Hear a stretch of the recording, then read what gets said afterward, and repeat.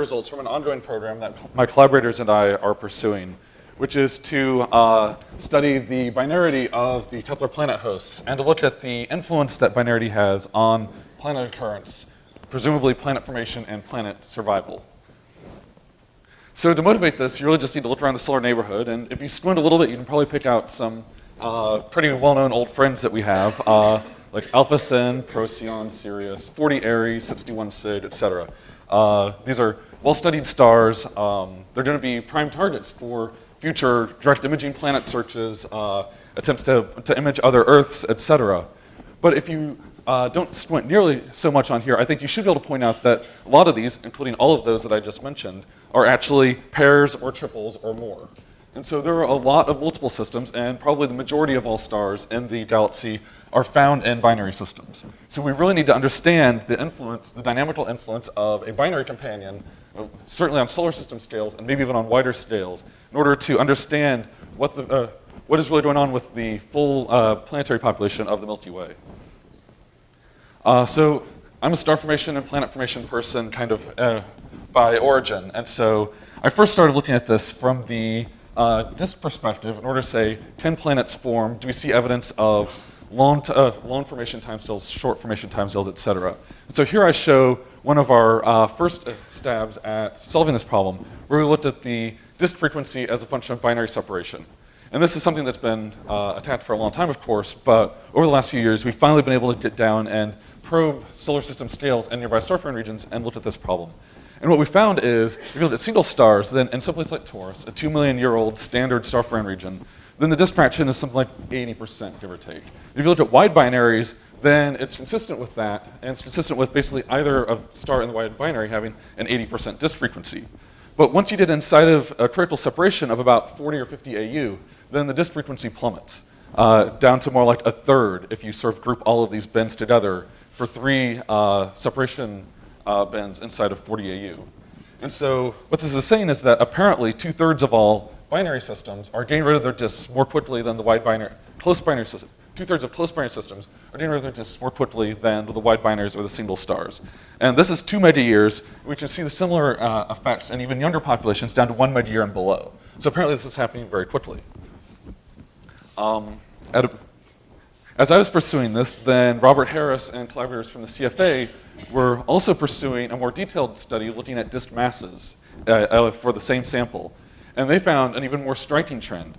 If you looked at the millimeter flux, which is a proxy for the disk mass, as a function of projected separation of binaries, then for very wide binaries and for single stars, you get sort of the full range of disk masses up to fairly high disk masses.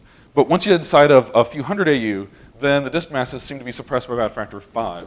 Once you get inside 50 AU, they're suppressed by another factor of 5. In fact, most of these are only upper limits. There are very few disks inside of, for binaries inside 50 AU, where you have any millimeter flux detections. And so what this is saying is not just that disks go away quickly, but apparently even when they're around, maybe it's harder to form planets there. Of course, as Ilaria Pastucci, Andy Skimmer, and others would tell you, then if you look at these in a great deal of detail, at least in the wider binaries that are accessible to things like spectroscopy, then you do see brain growth is occurring. So maybe planets can form, but it looks like it's at least more challenging. And so it's possible that these systems could have a deep paucity of planets. But of course, just looking at the conditions for planet formation doesn't tell you what actually happened. So ideally, you would like to go and look at planet occurrence rather than just looking at the conditions for planet formation. Maybe planets form fast. Maybe even if the masses are suppressed a bit, then you still have enough material here to form at least rocky planets, for example. And so people have done this too. They've looked at some nearby binary systems, for example, Gamma Set. And they have found that some of them do have planetary companions. But unfortunately, then the RV surveys of these close by binary systems have a hard time getting high quality data because there are 2 stars there. And so they have to get 1 star on the slit while making sure there's no contaminating light from the other star. So especially for close binaries on solar system scales, then there tends to be a pretty strong bias against even the observations of these, much less getting really good solid detection limits. And of course, doing RV surveys or other planet searches is expensive. So it's kind of expensive to do this by taking a bunch of binary systems and going to look for planets. What you should do is take a sample of planets and go look for binaries, because binary surveys tend to be cheap. And so the solution, at least in my opinion, is to go to a hopefully unbiased planet sample, and I would say the Kepler KOIs, or at least the least biased sample we've got of planet hosts, and run a binary survey, because there's no prior knowledge when these were identified as planets as to whether they had binary companions or not. And so, of course, people have been getting high-resolution imaging data for the KOIs in order to validate them, rule out blends with background stars, et cetera.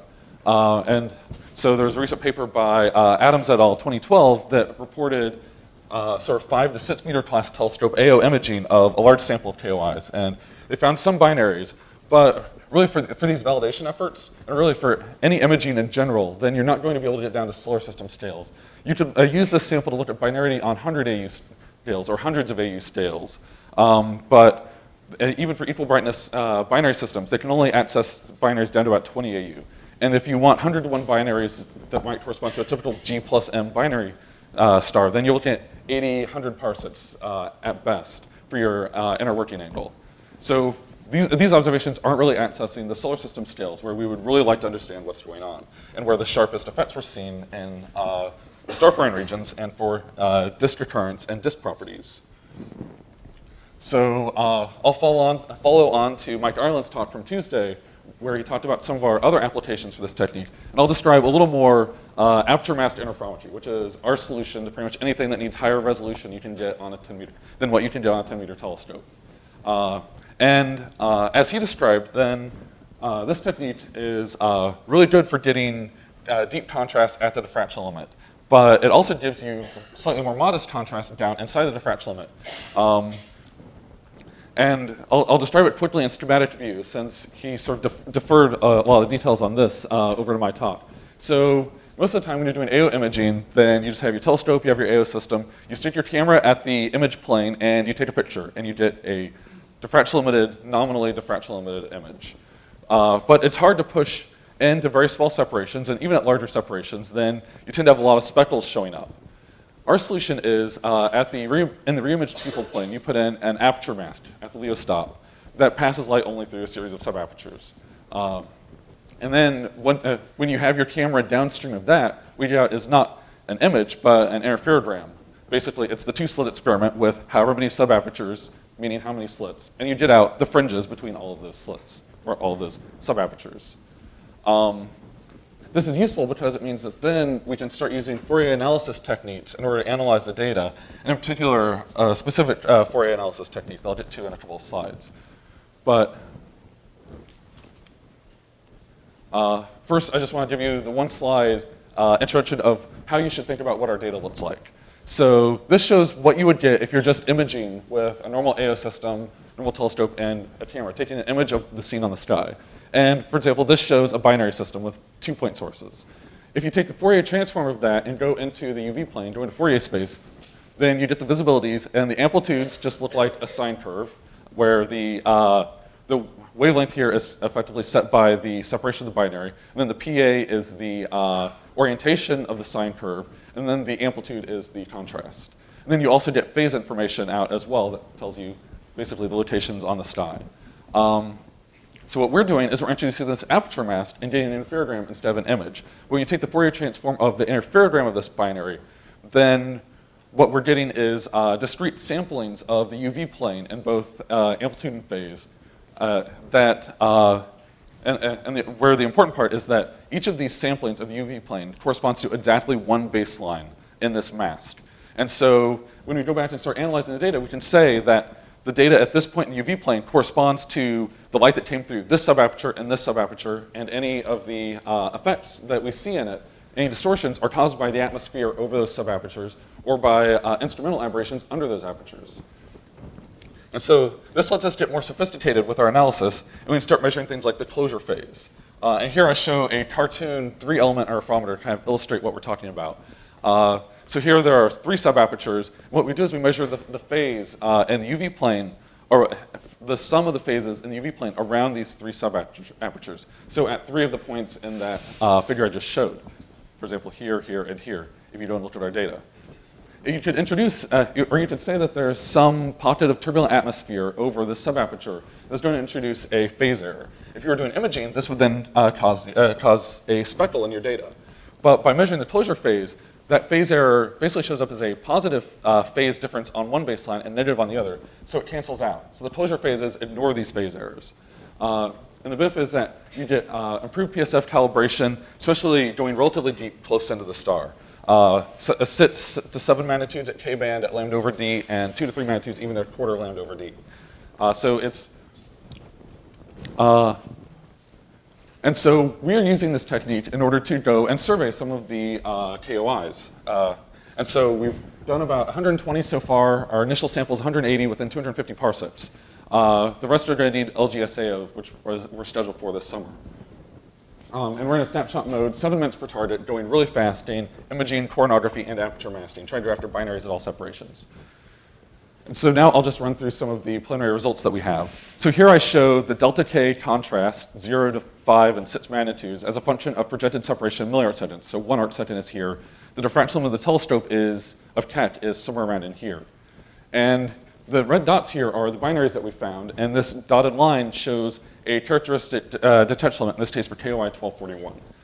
And something that should immediately jump out at you is there are plenty of binaries, but there are a lot more binaries out here. And of course, if you look at it for a little while longer, you realize that there are binaries here, but the difference in the populations is pretty striking, in that there are only equal flux binaries. So the first step to do is, actually, I'll show this converted to mass ratio versus projected separation in AU. So 10 AU, 100 AU, and this entire range is pretty much only accessible to aperture masking. And so the first step we did was just to compute a binary frequency. And even after correcting for Malmquist bias and other such effects, then we find a really striking effect for solar system scale binaries. Here I show the binary frequency per decade of semi-major axis as a function of binary separation. And this dotted line shows what we see for nearby field binaries. The red points here show what we see for our KOI sample. Outside of 50 AU, so in a 50 to 500 AU bin, then the binary occurrence rate is actually about what you would expect for a typical sample of just randomly selected field binaries, or field stars. But once you go inside of 50 AU, then the binary frequency is suppressed by about a factor of 4 compared to the field population. So what this is actually saying is that, I mean, the binaries don't really care about the planets. So inverting this is telling you that in a binary sample, the planet occurrence rate is suppressed by about a factor of 4. And this is specifically on solar system scales. We don't see this effect on wider scales, which I have to say I found a little surprising based on what we saw for disk masses in nearby star-forming regions. But then if you look at it in a little more detail and look at the mass ratio distribution, here I showed again the mass ratio versus the projected separation in AU, then you find that the binary mass ratios inside of 40 AU are heavily peaked at sort of Q of 0.9, Q of 0.85 and above. Once you get outside of 40 AU, then all mass ratios are more or less equally likely. And here, since I'm showing all the data, there's a Malmquist bias. So these are overrepresented, but these are overrepresented too. And this looks much more like what I would expect to see for a typical field binary population. And so I think the question we have to ask is, how can we explain this? Why do you not get very much planet formation in binary systems, but only get planet formation in these systems when they're binary twins? This kind of is counterintuitive to me. I would think the lower mass the binary companion, the less dynamical effect it would have. And an equal mass binary should have, or near equal mass binary companion should have the strongest influence. So I've been soliciting suggestions about this at the last few conferences I've gone to, and had some really good conversations, and I think we can sort of settle on a few explanations. Maybe this really is a dynamical effect. It could be during formation, so maybe you never get a stable disk except in an equal mass binary system. Or maybe the disk just goes away quickly in the low mass ratio systems. And so that means that maybe we need to go back and look at the star formation results in more detail. And we certainly should look at the distribution of separations in more detail. There are also some ways this could possibly be a systematic effect. For example, maybe planets preferentially form around secondaries, which means that if the secondary is low mass and low flux ratio, then you're only going to then you're not going to see planet transits around it. You're only going to see planet transits either around primaries or around secondaries that are almost as bright as a primary. Otherwise, they're diluted away. I've also heard various other more exotic-sounding explanations. Andrew Uden had a good one about maybe you're dynamically heating multis if you have a binary companion, so that maybe for all binaries, then the planet occurrence rate is suppressed by this factor of 4. But when you have a massive companion, then whatever planets survive, the systems get totally waving my hands too much, get totally randomized, and so there are large mutual inclinations between multi-planet systems. And so maybe this is just saying that for these systems, the probability of seeing a transit is higher because you're sampling independently for every single planet along lines of sight. And finally, maybe there's false positives.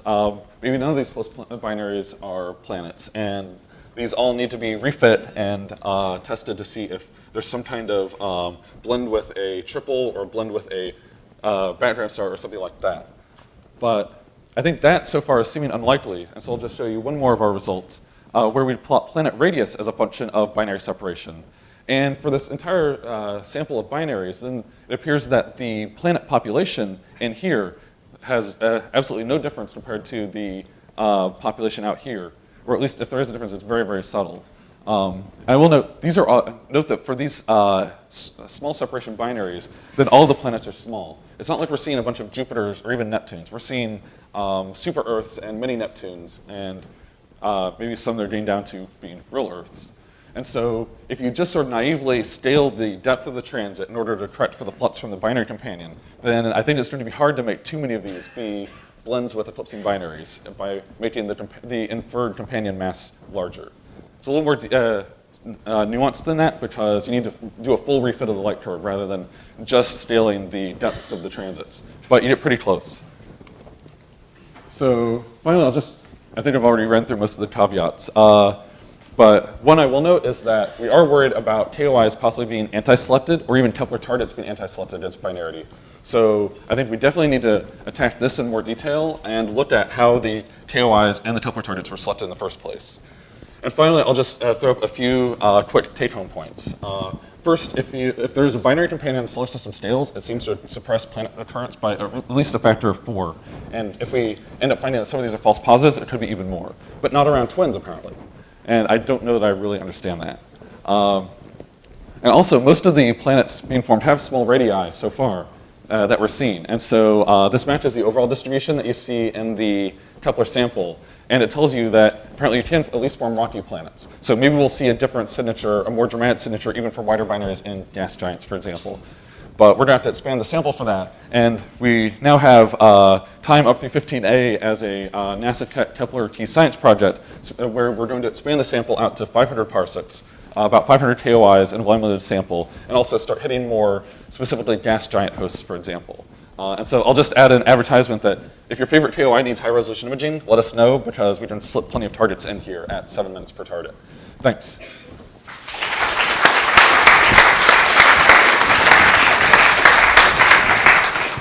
Thank you, Adam. We have time for one pressing question.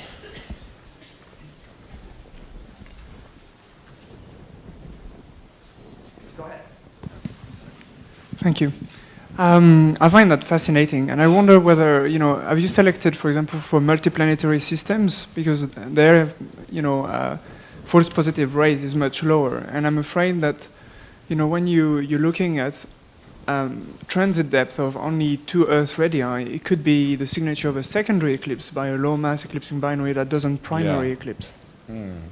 Yeah, so we've looked at the multis. We specifically have made a subsample that we're working our way through all the multis n equals 4 and above, just to see what happens if you have these highly fecund planetary systems that have lots of planets in them. I know we've done the n equals 5 and 6 so far, and we've found, I think, 1 binary system out of 8. So I think it's more or less consistent, but we don't have the statistics yet to say if we see this specifically for the highly multiple planetary systems. So we're out of time. We have to move on to our next speaker. Thank you, Adam.